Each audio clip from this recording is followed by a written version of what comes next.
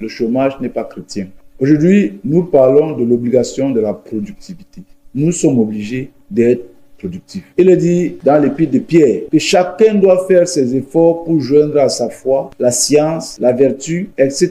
Et si nous avons ces choses, elles ne nous laisseront pas oisifs ni stériles dans la maison de Dieu. Il est catastrophique d'être un chrétien oisif et stérile parce que la productivité est obligatoire. Nous avons parlé dans les autres épisodes de Genèse chapitre 1er au verset 28 où Dieu dit « Soyez féconds, multipliez ». Être fécond veut dire être productif. Il ne faut pas être stérile, il faut être fécond. Un homme stérile, c'est un homme qui ne produit pas. Il n'apporte pas un plus à la vie. Il n'apporte pas un plus à la famille, à la société, à l'église. Qu'est-ce que j'apporte? Est-ce que ma contribution est efficace à la vie de la communauté, à la vie de ma génération? Nous devons être productifs. Et pour être productif, il faut être préparé.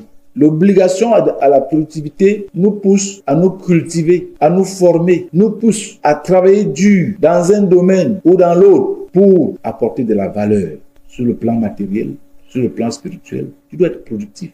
Il faut te évaluer tous les jours, chaque jour. Pendant la création, Dieu évaluait les journées et il se demandait comment a été cette journée. Ok, la journée a été bonne. J'ai créé le ciel et la terre. J'ai créé les arbres. J'ai créé les poissons, j'ai créé l'homme. La journée a été très bonne. Soyons productifs. Comment a été ta journée d'hier? Comment sera celle d'aujourd'hui? Qu'est-ce que tu vas apporter en plus à ta propre vie, ta famille, à l'église, à ton pays? Qu'est-ce que tu apportes? Donnons de la valeur à notre vie par la productivité. Parce que même celui qui ne fait rien, même celui qui est stérile dans la vie, sera obligé de dépendre des autres. Que la vie consomme. Même sans rien faire, nous consommons. Pendant que tu dors, ton loyer compte. Pendant que tu marches, tes forces diminuent. Après, il faut manger pour remplacer. Pendant que tu respires, tu as besoin d'énergie. Il faut consommer. Et imaginez une vie qui consomme sans produit. Tu vas mettre ta famille en difficulté, les frères et sœurs en difficulté, ton pays en difficulté parce que tu n'apportes pas, tu prends. N'oubliez jamais